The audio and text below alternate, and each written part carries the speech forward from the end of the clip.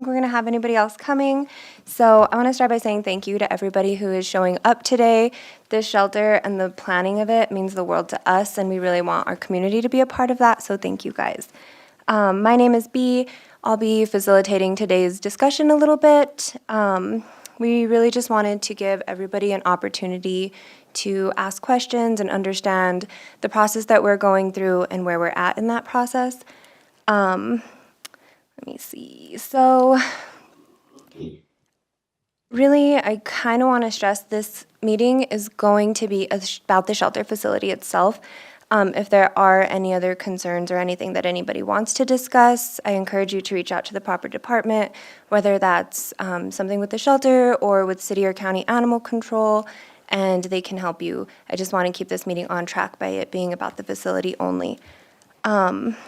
So to start with, we are waiting on floor plans.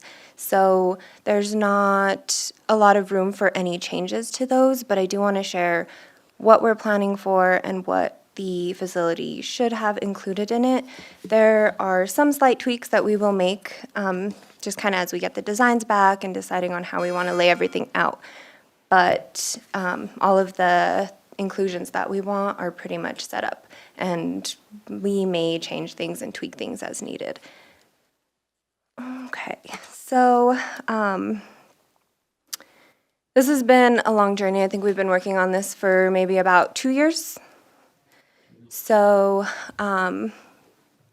it was in 2023, I believe, we went to the legislature to request funding for a new facility, and we were given $780,000. And it was, we had so much for art in public places, Rob? A little under 2,000. Okay, and then the other portion of that 780,000 was designated for plan and design of a new facility. So right now, we are working with Shelter Planners of America. We did an RFP once we got that money, and they are the only ones that responded, and they do nothing but shelters. So it was actually a really great fit. They know what they're doing. They've planned tons of shelters, so it was perfect. It started with negotiating the contract and what that would look like, payment and all of that stuff, with Chief handled a lot of that part.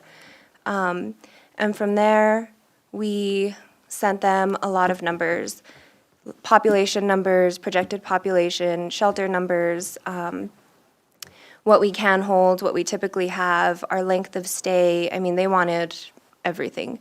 So they were really thorough about all of the questions that they asked. They asked about our budget, all of that stuff.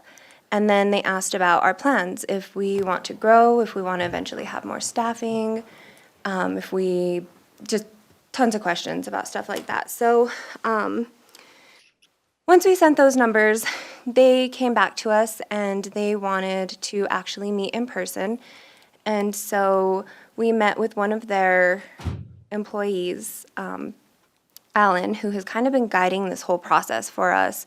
And from there, Michaela and I did most of that meeting. Chief popped in when he had a chance. I know you were super busy that day. And we talked about everything from how many kennels we want to, you know, what we want included. If we wanted adoption areas, like different intake areas, we kind of played around with the idea of a medical clinic. So a lot of this is what we settled on. And I'll start by saying we do really want to have a medical clinic at some point. That would save the shelter money, but we would also like to be able to offer low-cost vet care for our community. We know that that is a lot to kind of pull into the shelter, and then it's going to be more expensive for that. So we will probably phase that out and just plan for it in the future. And then we will also phase out like the landscaping, the walking paths, the exercise pens, and we really just want to focus on the shelter itself right now. So we did decide that we want to look at doing 60 dog kennels. Right now we have 31, so we do want to double our capacity. And it would be spread out between different wards. So that would give us the ability, compared to what we have now, where everything is just kind of jumbled together, adoptables, strays, court holds, bite holds, medical holds, everything is together. and there's not really a good way to separate it. So we are going to do, hold on, I have it written down so I don't forget anything. So we would have 20 runs for adoptable animals. Those would be our nicer runs that people can come look at animals that are up for adoption, and it would be a place where they could stay a little bit longer rather than what they're in right now. We're also looking at doing runs for stray animals who are still on a stray hold. That way that is separate from animals who are adoptable. And then for our other runs, we're looking at having a separate place for moms and puppies, separate places for animals on medical holds, animals on bite holds, cruelty cases, things like that, so that they're not mixed in with our general population. We're also planning on doing different like puppy pens so that they're a little bit bigger for litters of puppies to grow up in. And then on our cat side, we're looking at doing 20 kennels. We have 6 right now, and we use like wire crates and stuff to kind of give us more space if we need it, but it's not working very well. So we're going to look at getting about 20 kennels for our cats and a sort of like a community cat room that we can kind of have in the front of the shelter that people will see when they're walking in, but it'll be like a nice little room, kind of like what we have out here, that big glass windows, and it'll just have space for animals to play and run around and be shown for adoption. And then we would do the same thing, isolation areas for different types of disease and things like that. So that's what our animal housing would look like.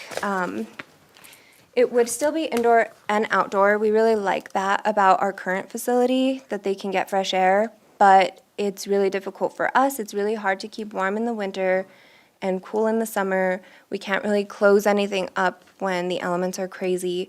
So we are planning on doing a sort of garage-style door around the walkway so that we can open it up, you know, when the weather is nice or when we want to get fresh air in there, but we can also close it if it's too cold to be open, and it would save us a lot on heating and cooling.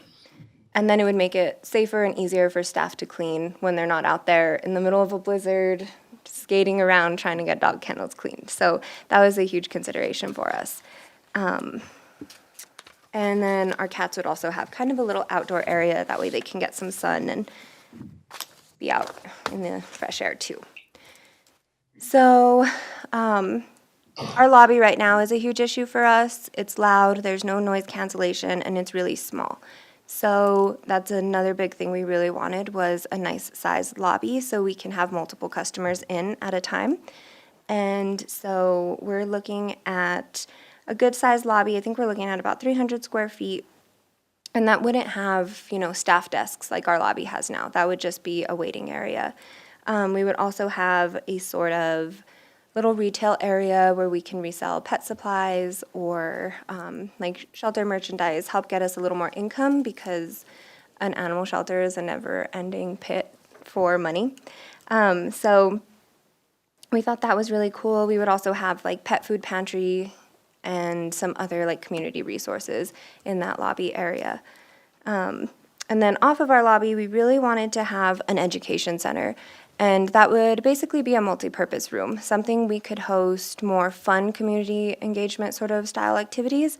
We want to do like shelter movie nights or puppy classes, you know, different things like that, that just really engage our community, but also teach about welfare of animals. But then also we could do trainings and a bunch of other things. And if something terrible happens and we get a really large-scale hoarding case, then that room would also have the supplies and the space to be able to hold a large amount of animals, you know, at the drop of a hat. So the other thing we're really excited about is public bathrooms, because we have one bathroom right now. Anybody who's volunteered with us knows that it's kind of weird, and we're always like knocking and trying to figure out if somebody's in there. And so that'll be really, really nice. And then we will have multiple offices added. Another thing I'm really excited about is having a break room for our team. They would have basically lockers, a nice place to take a break, a little kitchen area so they can kind of take care of themselves throughout the day, and then showers because we never know when somebody's gonna do something crazy and we're gonna be covered in poop. So it'd be really nice if we wouldn't have to run home in the middle of the day to deal with that and also take all those germs back to our animals. We also want to have a good spot for our volunteers. So a locker room, a little break room, a place for them to keep their things because there's not a good place for that right now either. A lot of the other things are just janitorial rooms, supply rooms, lots more storage, things like that. And I think those are the big things that I really wanted to hit on. We would also have some rooms for dog training, for shelter animals if they need work or they need assessments, a quiet place to do that. We would have get acquainted rooms, so if people want to meet dogs or cats that are up for adoption, they would have a place to meet them quietly outside of the chaos of the lobby or even just the shelter itself. And then little things like a place to groom animals, somewhere good to take pictures of animals in a secure place to make that a little easier.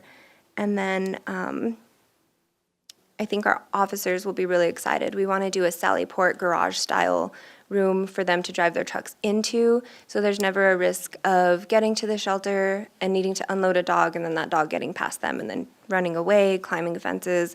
It would all be enclosed. And it would lead them directly to an intake room with holding kennels. That way, staff aren't having to drop everything that they're doing to go intake a new animal. It would have kind of like a holding kennel, and then staff can get to them when they have a chance, but they would still be comfortable and they wouldn't just be kind of lingering somewhere. And then, of course, we really need to get like a euthanasia room, a really good body storage for dead animals that are picked up by animal control, a new crematory, straw storage, crate storage. I mean, all of that stuff is kind of getting included. And that would probably be somewhere in the vicinity of that Sallyport. So those are the main things that would be included. Does anybody have any questions about that? If you want to come up to the mic, that might be, you don't have to if you don't want to, that's okay. I just wanted to know, will you guys have a laundry room like with industrial washer and dryer? Yes, yeah. Where is it gonna be? So we're looking at the area behind the solid waste transfer station. There's a 30-ish acre lot, right? Is it? Around there. So it gives us lots of room to kind of plan for expansion. I mean, obviously, we don't need the whole 30 acres, but it would give us some room to do walking paths and nice exercise pens and stuff like that. Yeah. I have a question about the capacity. Mhm. So I think, and again, a lot of the things that are issues, it's a multifaceted issue with animal welfare in our community. But one of the biggest issues is lack of capacity. We are all aware of really big, We're all aware of really big hoarding cases. And sadly, that greatly impacts the shelter because when you guys do take in these huge hoarding cases, there's no more room for the other animals. We're currently only doubling the capacity. We know there's more than 60 dogs involved in hoarding cases. Is there any way that we could get greater capacity so that we could really start to get a handle on some of these larger hoarding cases? Because it seems like even with 60 pens, if this shelter was built tomorrow, it could be filled with 1.5 hoarding cases. That's, I guess, my biggest concern is even with 60 pens, that it may not be big enough for the needs of our community. Not only that, San Miguel County is a gigantic county. I'm sure there's I'm more aware of what's going on in our immediate community, but I mean, that doesn't really even begin to encompass cases or things going on outside of our town. I'm sure the need is even bigger. Is there a reason there's only 60 kennels? Yeah, that's actually a great question, and thank you for asking because I did want to touch on the reason we chose 60. So when you look at research behind how many kennels there are, and then you compare that to the amount of times animals are in the shelter, there is no correlation with more kennels helping. Basically, it just you end up with way more dogs and they stay for longer. So we decided 60 was a good amount because we can increase the capacity of what we can hold without completely overwhelming our team and making it so that we're spending, way more time cleaning, way more time doing all of the things that are needed. we did consider, the cleaning aspect, and the way we're looking at designing it would make the cleaning easier, so it would take less time, giving us the ability to double capacity.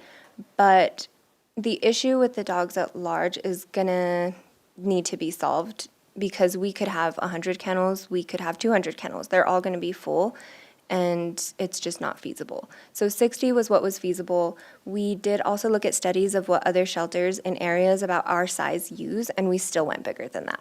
So even the architects were kind of like, hey, this is a big facility, and, if you think you need all of these kennels, then we can do that, and we're happy to do that. But we want to be clear about, what your community really would need versus that. And I kind of had to sit and explain, we're not nearly taking what we could be because of how limited we are on space.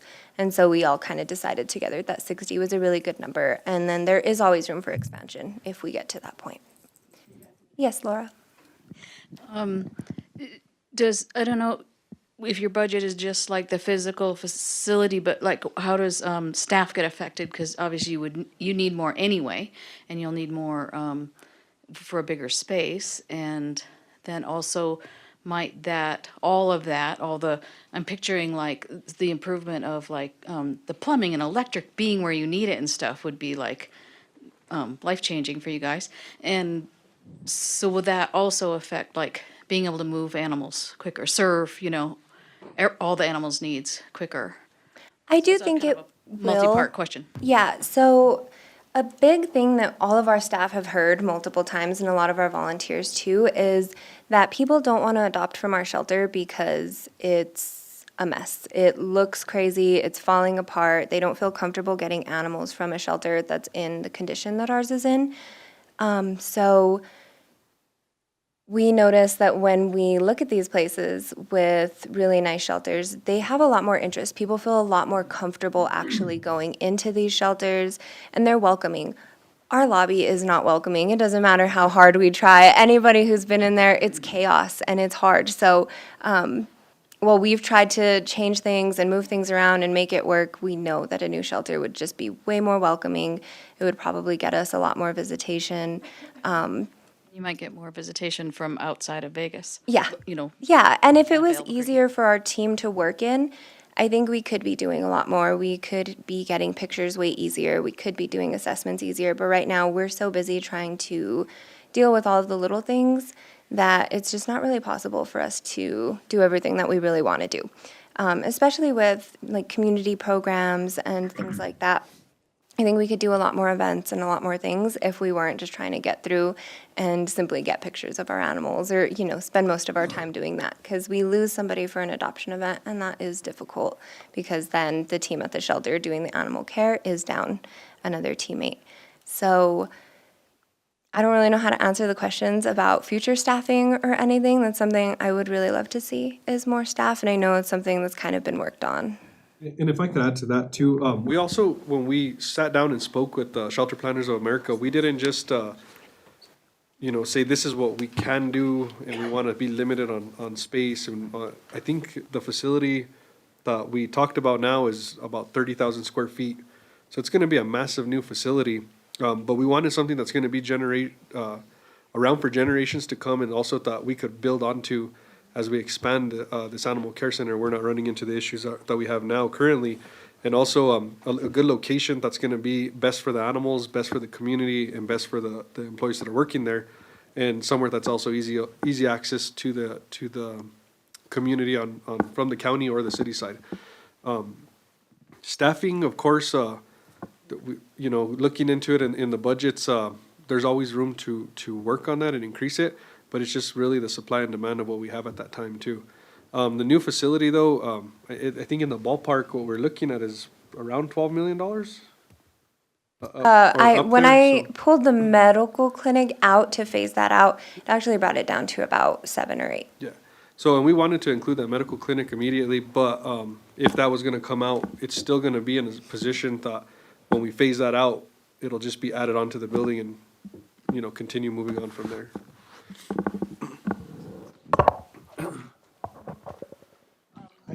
Go ahead, Ashley. You raised your hand first. I'm good, I'm up. My question is, where requires this project fiscally and legislatively. So where has the approved funding been placed and like where is this at in the future? I mean, every session, we have a new session. Where was the whole project approved? Was part of it? What phases are we in? Yes. So we are in the plan and design phase only. We have 780,000 for the plan and design. I do not think we are even gonna get close to touching that all. So, once we get these floor plans back, which should be hopefully back to me within the next like week or two, then we'll kind of have an estimated project cost, and then we'll know how much is covered out of that 780,000. Yeah, right now we have $780,000, and that's, calls for plan, design, and construction of a new shelter. But obviously, 780 is just gonna cover probably plan and design and construction-ready documents. The construction-ready documents will give you the true price of what exactly it's gonna cost. Now, there's figures, like they said, about 7 to 10 million. All that will have to be raised somehow, either through capital outlay, through some sort of loan, or community involvement, but it's gonna cost a lot to build this facility, and that's gonna take some time. It's gonna probably go out into 3-4 years before the whole thing is finally completed. We're getting a new governor next year. It's a 60-day session. We don't know what their priorities are gonna be. Maybe perhaps they'll fund a large more portion of it. We don't know yet, but for now, we at least are getting to the point of construction-ready documents. And that's really important because when you have those construction-ready documents, it lends itself more to really lobbying for what you need exactly to build it. So that's kind of where we're at in terms of fiscally for what money that we do have. We did put in a request this year for $1 million more through legislature. We're not sure if we'll get it. There's so many different needs, and the amount of communities that are putting in for funding throughout the state is just enormous. But nonetheless, we did put in for some money and hoping that we do get awarded some, but there are so many different needs, not just in our community, but in others. But we're hopeful that they'll give us some construction dollars and we can at least get started. My follow-up question to that is what legislators are backing this? Like which legislators, whether there are representatives in our county or are there others that have kind of allocated funding towards this, or how exactly is this being requested at the legislature? This money came through capital outlay. It was probably sponsored in the big capital outlay bill, which covers all counties. To actually break down who supported the more budgets, we'd have to kind of dive in a little bit. I can get you that if you want it, but I don't have that available right now. But it was in last year's House Bill 2, which is the whole capital outlay bill. If I could add to that. So kind of what's happening in the legislative session, I don't know if you guys have Mayor Romero here. Just wanted to is now as we've been lobbying and you guys have been seeing the news, what's happening is there's a lot of scrutiny from legislators is that you guys haven't, not just us, all over the state. Spend your money before we give you more money. So what's happening with this with us on this project here is we still have 750, well, I don't know how much is left on you guys, what you guys have used on plan and design yet. But what's happened is they want to see that whatever can be spent, you know, if it's most of it on plan and design, that it's being spent, and then we're ready for the next phase. So the plan, even though it's still on our capital outlay request, and capital outlay is a little different than like a sponsored bill. I think you're kind of asking who's sponsoring it. With our capital outlay, Robert goes in, takes it in, and we have pretty much all our legislators supportive of our capital outlay projects. As you know, they're all only given so much money, right? So they have to pick and choose how the priorities are. And when it gets scrutinized, if let's say they do put this as one of their priorities, then they're gonna say, well, they still have, let's say for instance, $700,000. Why should we give them and they haven't spent the $700,000? So that's what we're dealing with this year. I think if we get this plan and design hopefully by next year, and we have construction-ready documents or renderings, that when we go next year, it's a lot easier for us to say, look, we're just ready to, you know, break ground and go from there. So that's kind of where we're at. So the important part is getting the input, getting this part done. Am I fair in saying that, Robert?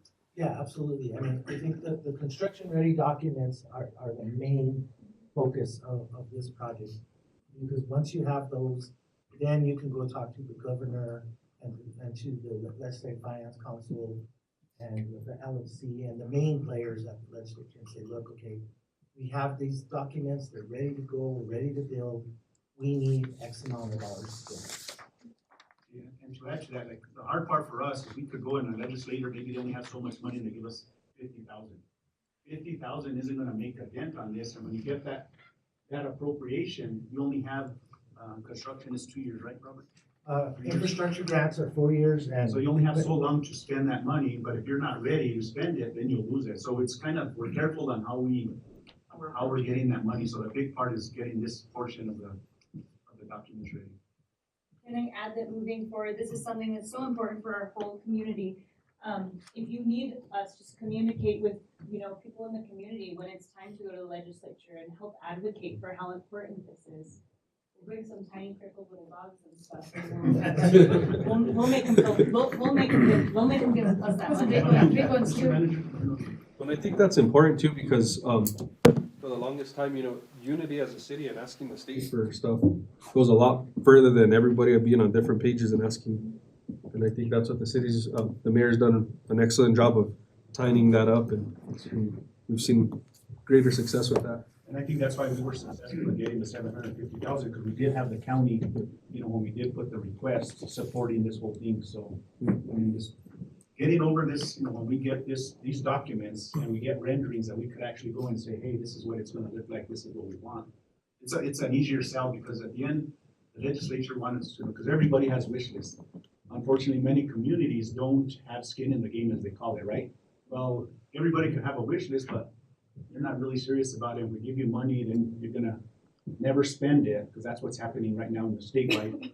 So if they see that we have construction-ready documents that cost, 80,000, 100,000, they're gonna say, these guys are serious about it. So I think that's where we're at.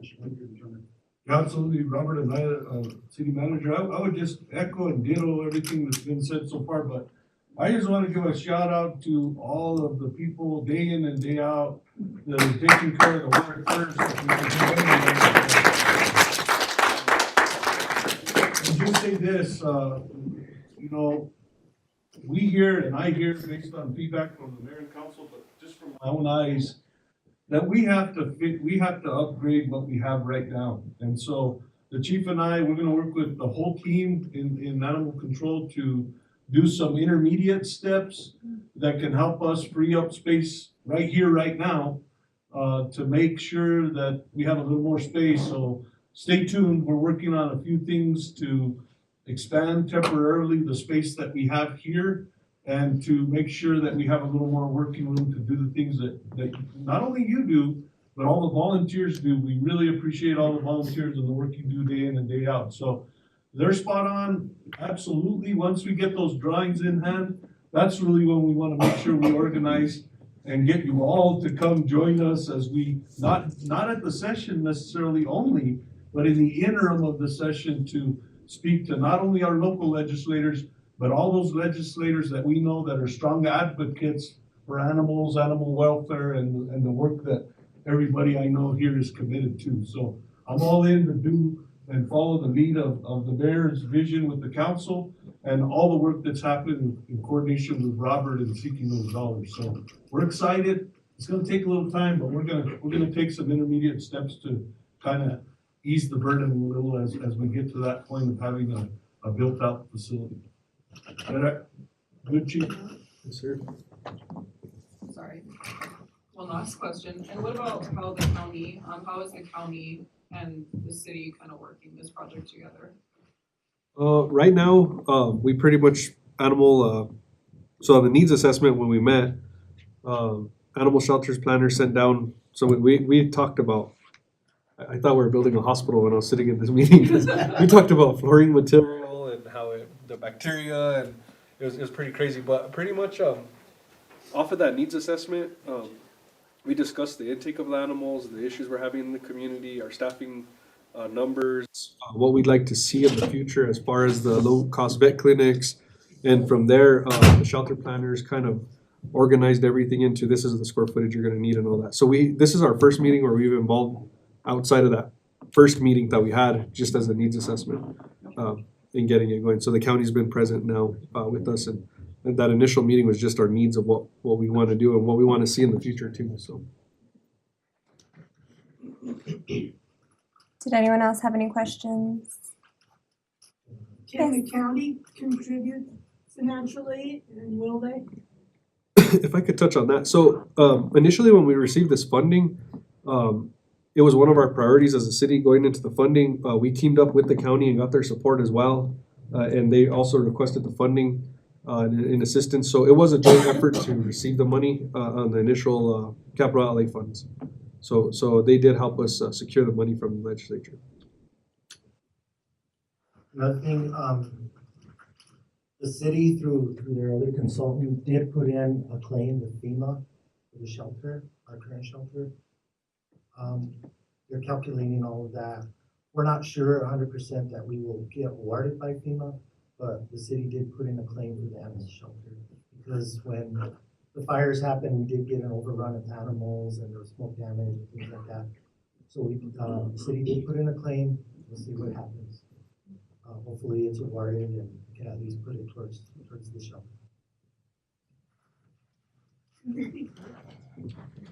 Will like a transport type of unit be included with the shelter where you can transport animals to other? So we already have one.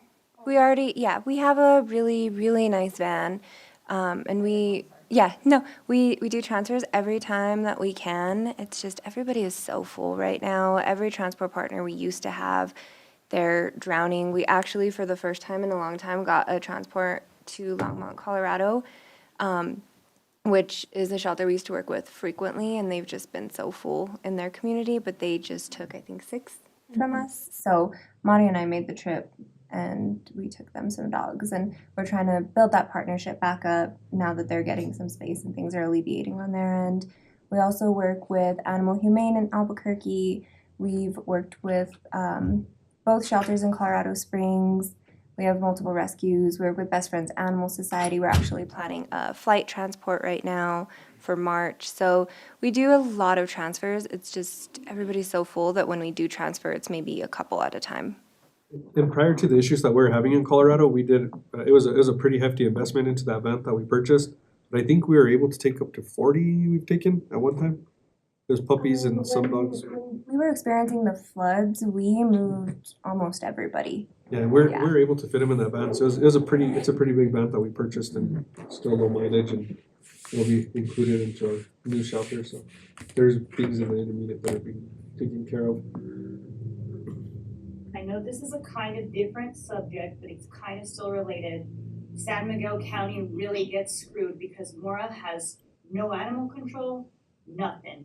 People who are elected officials there say, oh, call the county. They don't even realize they have no contract. They have nothing. Just food for thought. They will continue to be a burden to our county, whether we like it or not. They don't even ask for money. I know that this shelter is in horrific condition. I'm amazed that you guys are able to do what you do out of it and the care you guys give. They take very good care of their animals. They do a good job. But just food for thought, is it a possibility to keep, if it is upgraded a little, to keep it as like for emergency overflow, or maybe even lease it to another county like Mora, because they are a burden to this county. I'm sorry, they are. We carry them and we do not receive a single penny for that. Just food for thought. If it's at all functional at that point, I think it's not our problem, but it is in our interest to motivate them to start taking ownership, because we are footing the bill and have been for a very long time. So much so that they don't see a problem with not having it, just wanted to throw that out there. I don't know what the plans would be with mayor and manager, if they want to keep it there, if we kind of want to put that in the past and level it, so I'm not sure. I would love to take a sledgehammer to it. Every time we try to fix something, I find something way worse. I'd like, please stop. That would be something to consider. Yeah, moving forward, I know there's a lot of moving parts, but a lot of people, it's not just the dysfunction within our county that is, or the issues we have to work on in our community that hold us back. A lot of it is carrying the weight of an entire another county a huge county. At the very least, maybe, some of the education, training type, because so many of the animals that we find here are dumped from there, whether they're the Walmart puppies, dogs, or just in the streets and stuff like that, so. Somehow integrating education awareness, trying to shift.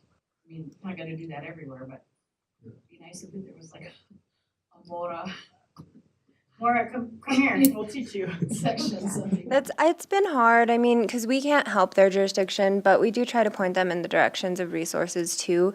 I know a lot of shelters will just say, we can't help you and call it there, but we will try to figure something out, we'll try to make connections. I mean, we've spent like hours on the phone trying to coordinate people with a rescue that can help them, even though we can't really step in, because we know that they're just gonna get given away at Walmart or, you know, the nearest place that they can find to leave them. So we do try to help, but you're right, it is falling into our community, a lot of the animals from there. Can anyone make an educated guess when construction might actually start? So I guess it's gonna depend. I mean, we need to see our floor plans that we're gonna get. And we're gonna need to make sure that the way things would flow through that are gonna work. And if they don't, we'll need to send them back. So there could be a lot of back and forth once we get those back, or it could be exactly what we're looking for, and then we can start moving on to next steps at that point. Yeah, and then it's just gonna depend on funding, sources after that. And that's really where it's gonna rely on, cause I feel strongly that we've done a lot of work into the planning portions of it. That I think we'll have we'll get a concept that is gonna work for us relatively easy. It's just gonna be the funding sources after this and securing that funding as far as, when we'll start construction. And I think understanding the timeline, even if we are given funding, it takes time for that to actually get to us, and then we have to do things with finance to get that money to be accessible so that we can actually utilize it.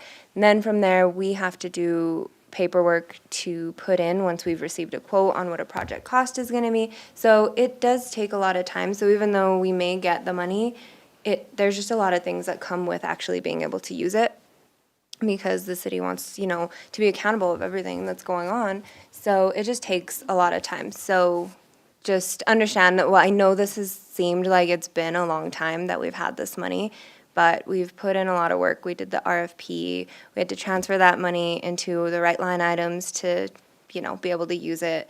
And then we have to make sure we're actually being smart about how we're spending it. So negotiating contracts. So we're not just like, yeah, here's $50,000. You know, we're really looking at where that money is going and using it wisely. So while we have it, it's not just like, hey, let's spend it all right away. So that's kind of what's taking so long as well. And in the meantime, when the projects go, Robert could attest, I like to spend money when we get money. I usually spend it pretty quick. So there's things that I'll do prior to set it up. So when that day comes, we're ready to hit the ground running when we do get those funding sources allocated. So. Is it gonna take a separate RFP from the design, phase? Is it to get the contractors basically, so that'll take another round of RFPs? Typically, RFPs will be posted for 30 to 45 days, where they have to be out, give the contractors an opportunity to bid on them. And then there's a bid opening, and then there's an award, and then it has to come to council for approval, and then they can go ahead and get started. And I don't know, depending on like the vet care, if we do want to go forward with that, I don't know if it's a specialized contractor that we need, and we might even have to do like a request for qualifications prior to an RFP. So there's steps to it, and then there's posting times, 21 days sometimes, so we gotta wait. So it does take time, but yeah, it will be a separate than what we're doing now. Any more questions?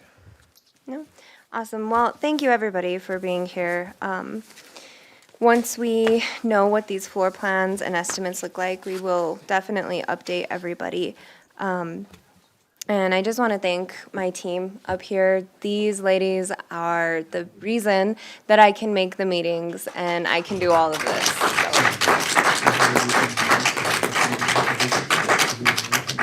Awesome. Thanks, everybody, for coming.